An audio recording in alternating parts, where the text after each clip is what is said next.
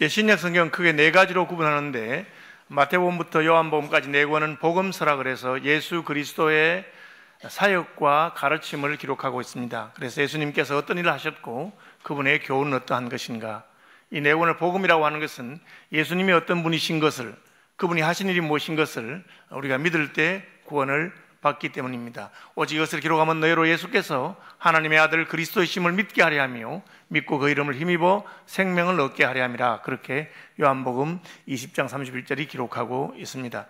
사도행전은 초대교회의 이야기입니다. 복음을 받아들인 교회가 어떻게 성장하게 되었는가 하면서 성령께서 함께 하셔서 성령의 인도를 받고 성령의 충만함을 받은 이들이 성령의 말하게 하심을 따라 말하고 증거할 때 표적과 기사가 따르고 하나님의 역사가 나타나고 하나님께서 구원하시기로 작정된 사람들이 믿는 역사가 있었다 하는 것이 사도행전입니다. 하나님의 부름받은 사람들이 복음을 전가할 때 하나님께서는 땅 끝까지 함께 하신다, 약속하신 것을 이루시는 것을 보여주고 있습니다. 그리고 마지막 권은 요한계시록이라 그래서 종말에 일어날 일에 대한 것을 하나님께서 보여주셨고, 그 중간에 있는 책 사도행전부터 유다서까지의 책들을 우리는 서신서라고 합니다. 이것은 교회나 혹은 성도에게 보낸 편지이기 때문입니다. 주로 사도들이 보냈습니다. 그 중에서 가장 많은 편지를 보낸 분은 바울 사도입니다. 바울 사도는 13권의 편지를 보냈고, 학자에 따라서는 히브리서도 바울이 쓴 게 아닐까 그렇게 생각하는 분들은 14권이라고 정하는 분이 있는데, 오늘날은 주로 히브리서는 빼고 13권을 바울이 썼다고 그렇게 이야기합니다.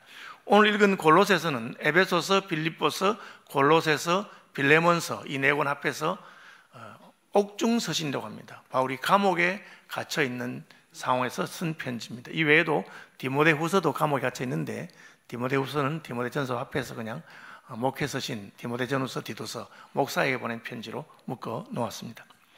골로새서는 골로새라고 하는 지역에 있는 교회에게 보낸 편지입니다. 그래서 신약에서는 교회 이름은 그 지역 이름을 따고 있습니다. 에베소 교회, 골로새 교회, 빌립보 교회, 데살로니가 교회, 그렇게 그 지역의 교회를 말하고, 그 지역의 교회는 오늘로 말하면 지역 전체를 아우르는 이름이기 때문에 노회와 같습니다. 장로교회에서는 노회를 교회라고 합니다.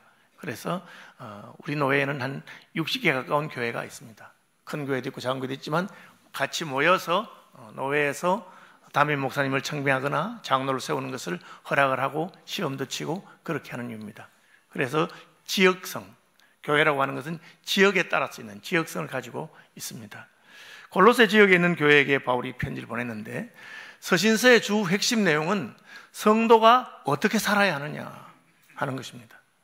복음서는 어떻게 하면 구원받느냐, 사도행전은 구원받은 교회가 어떻게 성장하고 발전했는가, 서신서는 성도는 어떻게 살아야 하는가, 성도의 거룩한 삶에 관한 이야기가 주로 많이 있습니다. 앞부분에는 교리를 주로 다루고 뒷부분에는 윤리적인 것을 다룹니다. 교리를 먼저 다루는 이유는 교리가 바로 세워져야 윤리가 또 바로 설 수 있기 때문에 그렇습니다. 오늘 이단들을 보면은 잘못된 교리를 가지고 예수님 외에 재림 예수, 가짜 예수를 믿게 되면은 아주 도덕적으로 타락하거나 또 재정적으로 성도들을 착취하거나 뭐 그런 일들이 나타나는 것을 볼 수가 있습니다. 골로새 교회는 바울이 감옥에 있으면 쓴 편지인데, 그럼 감옥에 있으니까 많은 사람들이 자신이 고통을 당하면 자기 자신에게 관심을 기울이기 쉽습니다. 사람이 아프면 자기 몸에 아픈 부분이 느껴지잖아요. 여러분 평소에 무슨 위나 간이나 이런 건 안 느끼잖아요. 근데 아프면 그 부분 느껴지죠. 아프면 그렇게 고통을 하니까.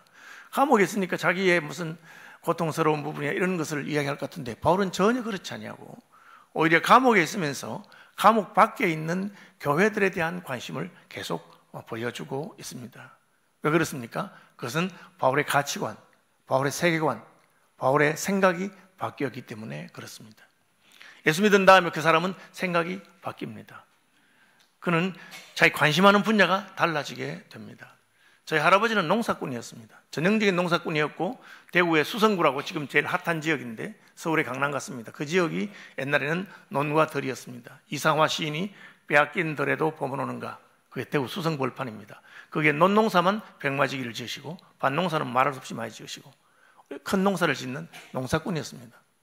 제가 부모님에게 들은 이야기나 할아버지에게 들은 이야기 보면 할아버지는 늘 농사에만 관심이 있었던 것 같습니다. 이제 제가 장손으로 태어나니까 제게도 좀 관심을 보이긴 하셨어요. 저를 좋아해 주시고 했는데 농사에 늘 관심이 있으니까 길 가다가도 개똥이 떨어졌으면 절대 그냥 지나가는 법이 없어요. 개똥을 망태기에 담아가지고 집에 가져옵니다. 왜? 그게 거름이니까. 밖에서 절대 화장실에 가지 않습니다. 왜? 거름을 내가 밖에 남의 집에다가 주고 올 수가 없다. 그런 분이에요. 농사에 늘 관심이 있어요. 농사꾼이죠. 생각하는 것이 농사니까. 그렇습니다. 그럼 예수 믿는 사람은 어떡합니까? 관심이 예수님에게 있는 거예요. 내가 예수 믿는데 여전히 관심이 돈에 있다. 그럼 그 사람은 약간 이상한 사람이에요. 물론 돈이 필요하긴 하지만 예수 믿는 사람 관심은 돈보다 하나님에게 있습니다. 그래서 하나님과 돈을 겸하여 섬길 수가 없다. 너 선택해라. 돈이냐 하나님이냐. 선택하라고 그렇게 하는 거죠. 그 사람의 관심이 무엇인데 참 중요합니다. 쾌락에 관심이 있다. 늘 자기가 하고 싶은 것, 그걸 해야만 직성이 풀린다. 그런 사람은 쾌락주의자일 것입니다. 전에 저에게 오셔서 2번이나 설교하셨던 그 원주희 목사님이라고 샘물 호스피스 병원 이사장이시죠. 샘물 호스피스 병원에서 본인이 말씀하시기를 그 당시에 3,000명 이상의 죽음을 자기가 곁에 지켜봤답니다. 사람이 죽는 걸 곁에서 봤어요. 그러면서 그분이 내린 결론이 뭐냐면은 평생을 자기의 욕심과 쾌락을 위해서 산 사람의 죽음은 결코 행복하지 않다. 아내도 버리고 자식도 버리고 자기 하고 싶은 대로 살았으니까 행복하게 살았을 것 같지만 죽을 때는 결코 행복하지 않았다 하는 것을 이야기하더라고요. 저는 그 이야기가 참 마음에 와닿았습니다. 하나님도 마찬가지입니다. 하나님 우리 행복하기를 원하시고 우리가 생명을 얻고 더 풍성한 삶을 살기를 원하시는 분입니다. 그런데 하나님께서는 어떻게 살아야 우리가 더 행복하고 어떻게 살아야 더 보람된 것을 알고 계시는 분이십니다. 우리는 돈을 추구하고 쾌락을 추구하고 내가 하고 싶은 대로 살면 행복할 것 같지만 그렇지 않습니다. 우리가 왜 자녀들에게 교육을 하고 훈육을 하고 혼을 내주기도 하고 합니까? 왜? 아이들이 자기가 원하는 대로만 살아가지고는 그 인생이 행복하지 않기 때문에 그렇습니다. 하나님은 그걸 아시는 것이죠. 아담 하와가 따먹고 싶다고 선악과를 따먹은 것이 결코 행복이 아닙니다. 사탄이 그렇게 말하죠. 저거 먹으면 너는 하나님 같이 될 것이고 너는 오히려 행복해질 것이고 좋아질 것이라고 거짓말하는 것입니다. 하나님은 인생의 시작과 끝을 아시고 영원하시기 때문에 무엇이 영원한가 무엇이 영원하지 않은가를 아십니다. 그래서 영원하지 않은 것을 추구해서는 행복이 없다. 돈을 추구하는 부자에게 너의 창고에 아무리 곡식이 많고 돈이 많아도 오늘 밤에 내가 너의 영혼을 데려가면 너는 너의 생명을 어찌할 수 없고 너의 예배한 모든 것은 너의 것이 되지 못한다. 너는 결코 성공한 인생이 아니다. 그렇게 예수님께서는 가르쳐 주신 것입니다. 그러므로 하나님께서는 바울을 통해서 우리에게 하신 말씀이 무엇이냐? 하나님의 나라를 구하면서 살아라 하는 것입니다. 너희는 먼저 그의 나라와 그의 의를 구하라. 위의 것을 생각하라. 그렇게 사는 것이 복된 인생이다 라고 말하는 것입니다. 우리는 하늘의 것을 추구하기 때문에 하늘에 속한 사람이 되는 것입니다. 교회의 제일 문제가 뭐냐? 저도 이제 거의 40년 가까이 82년도에 제가 신학대학원에 입학했으니까 교역자 생활을 했습니다.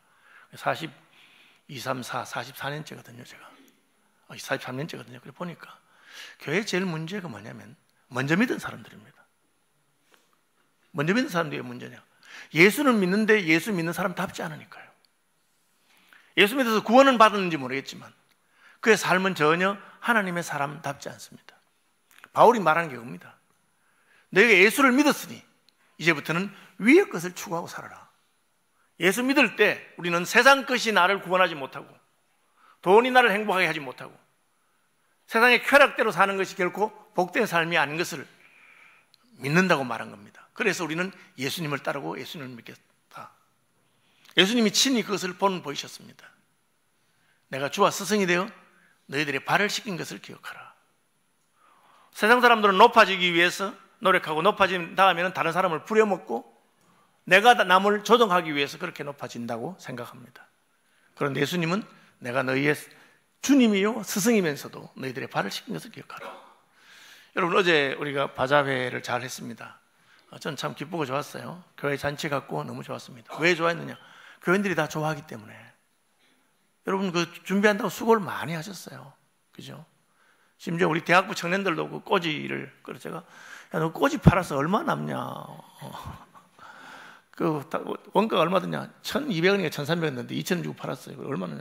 여러분 놀라지 마세요. 한 40몇만 원치 남겼대요. 그럼 뭐 꼬지만 80몇만 원치를 팔았는가 봐. 그래서 야, 참. 어쨌든 그런데 제 속으로 저거 아르바이트 값도 안 되겠다. 몇십 명이 거기다가 달라들어서 그렇게 한 거예요, 사실은. 금요일 날 토요일 준비한다고 교인들이 뭐 얼마나 많이 하는지 몰라요. 와서 뭐 끝까지 준비하고. 식사 준비한 분 얘기 들으니까 70명 분 준비했는데 90명 먹었대요. 90명 온 거죠. 그죠? 와서 그냥 열심히 준비하는데 제가 그 표정을 보니까 아무도 표정이 그냥 찡그리고 우거지상 있는 분은 아무도 없어. 다 봉사하러 오고 하는데도 기쁘고 즐겁고. 그죠? 저 이 사람도 이번에 바자회에 출품하기 위해서 석 달 동안 그림 성경 원고 다 완성해서 그림 성경책 나왔어요. 우리 수익금 전액, 제작비는 제가 부담하고 수익금 전액 내기로 그렇게 해서 했어요. 그죠? 저희도 한 30~40만 원 정도 헌금한 셈입니다. 그렇게 했습니다. 그런데 너무 좋아하고 기뻐하는 거예요. 그죠? 왜? 그렇게 사는 것이 복되기 때문에. 그렇게 사는 기쁘기 때문에. 그 수익금 얻어서 뭐 합니까? 우리가 씁니까? 이번에는 몽골 선교를 위해서, 몽골에 있는 거 도와주기 위해서 그렇게 합니다. 우리 기쁘죠? 실컷 수고해서 남을 위해서 쓰는데 그게 복된 것을 아시는 거죠. 하나님은 알고 계시죠. 그리고 바울도 알았어요. 그래서 그렇게 가르치는 겁니다. 여러분 자녀들도 그렇게 가르쳐야 됩니다. 자기 것만 챙기고 자기 욕심꾸러기를 키우면 걔는 결코 행복하지 않습니다.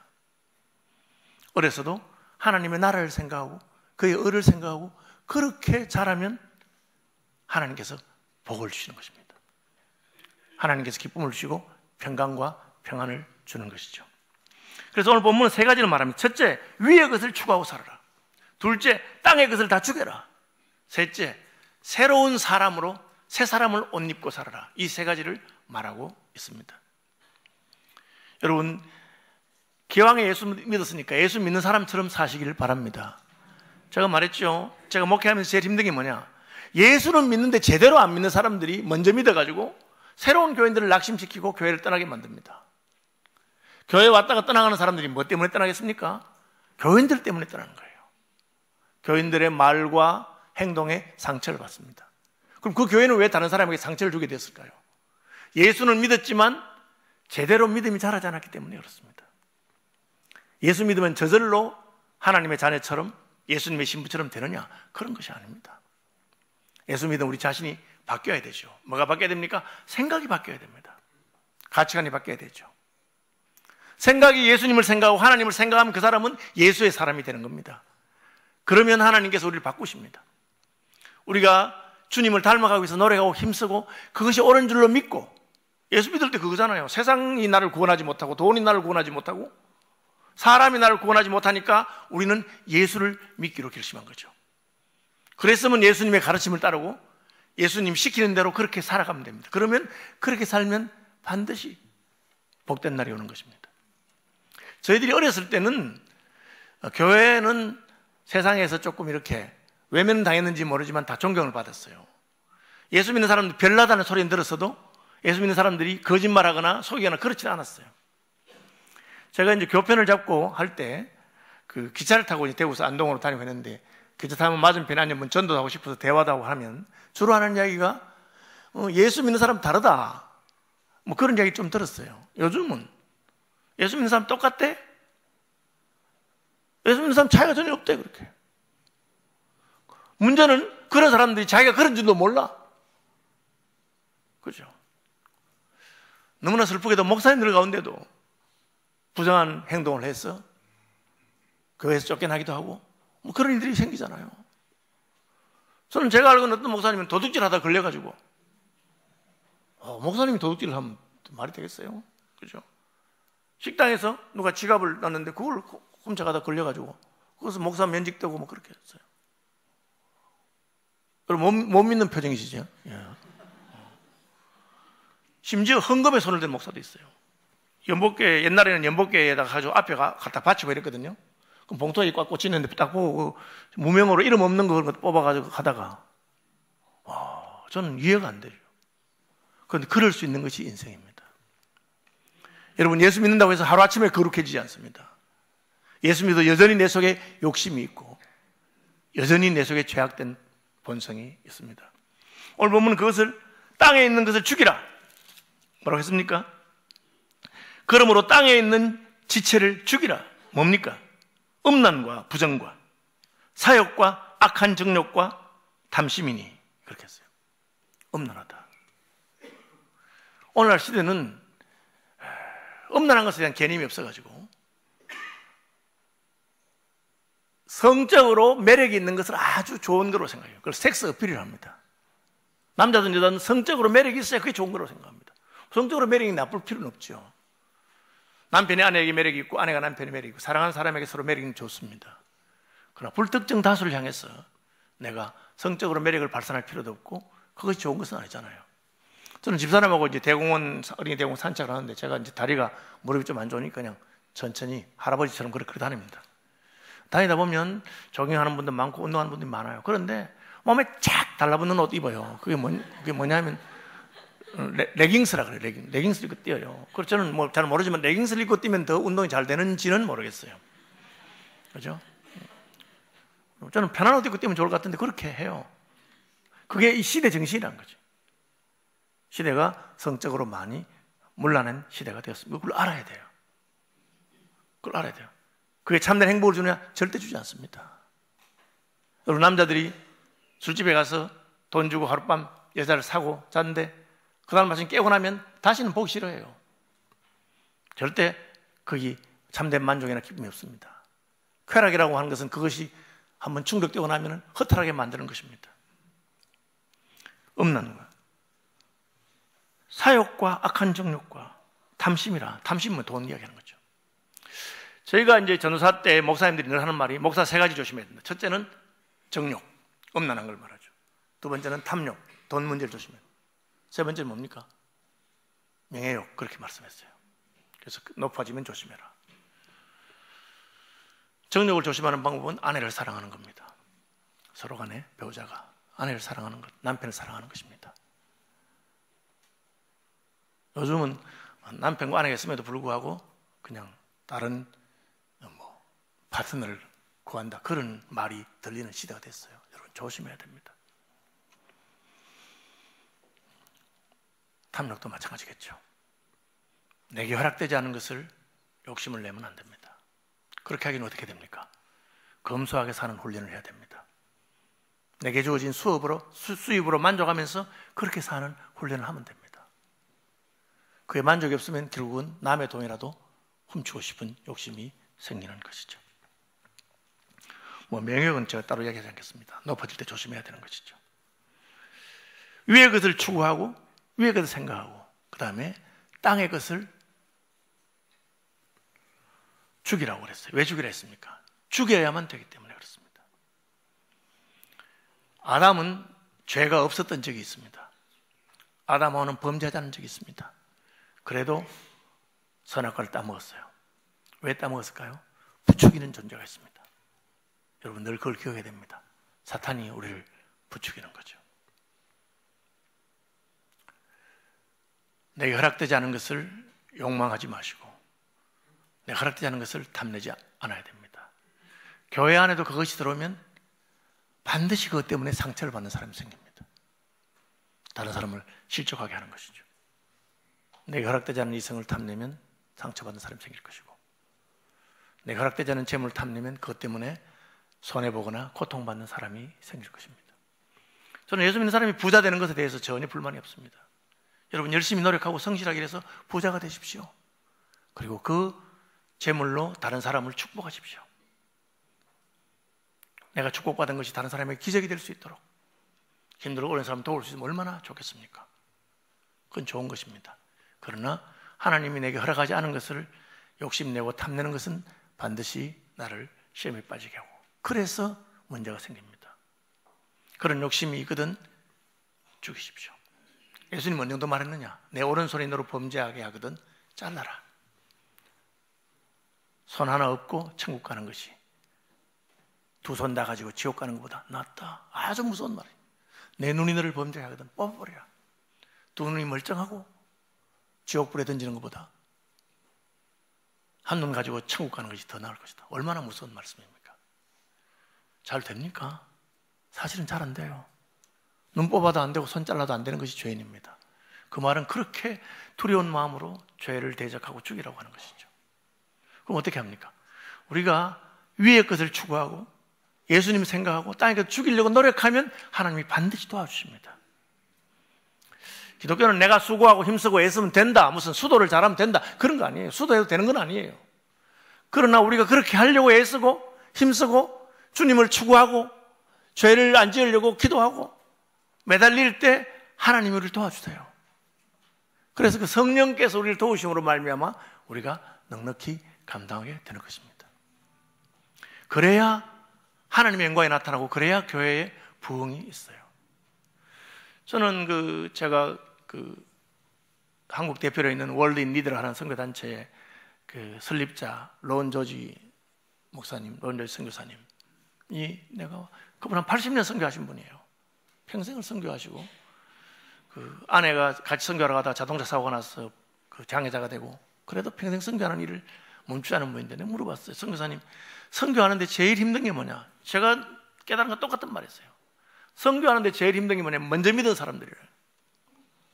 먼저 믿은 사람들이 예수 믿어놓고는 제대로 안 믿기 때문에 새로 교회에 들어오는 사람들, 새로 예수 믿는 사람들 상처가 되고 그렇게 한대요. 여러분, 우리가 오늘 보면은 예수 그리스도로 옷 입고 서로 사랑하고 용납하고 피차 용서하고 하나님이 택하사 거룩하고 사랑받는 자처럼 따라합시다. 긍휼과 자비와 겸손과 온유와 오래 참음을 옷 입고. 이게 무슨 말입니까?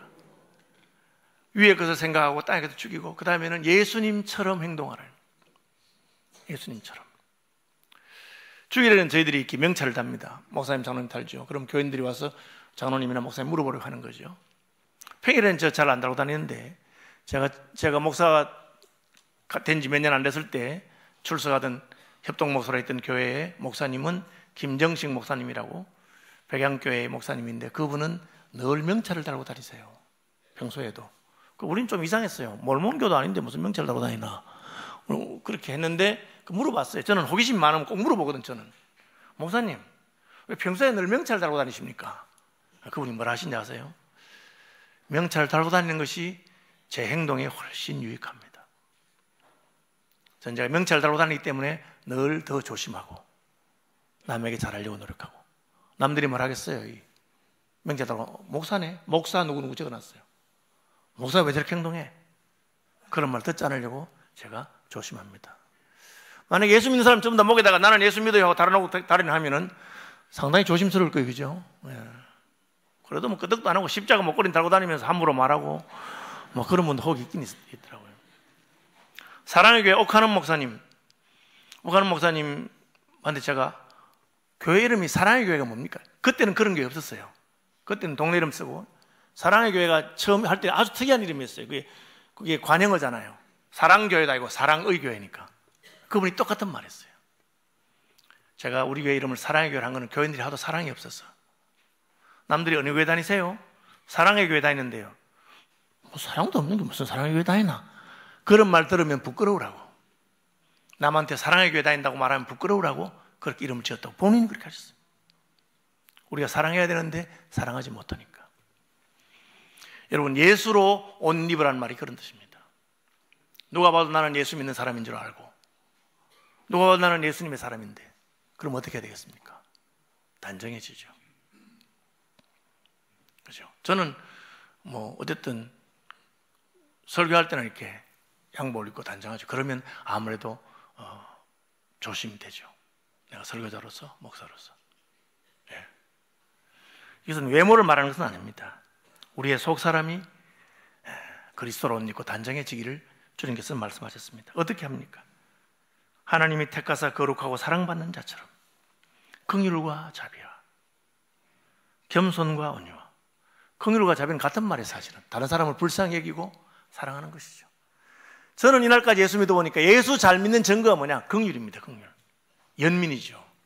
예수를 잘 믿고 믿음이 생기면 나한테 나쁜 짓 하는 사람, 혹은 참 내 속을 끓이는 사람을 미워하는 마음이 안 생기고 긍휼히 여기는 마음이 생깁니다.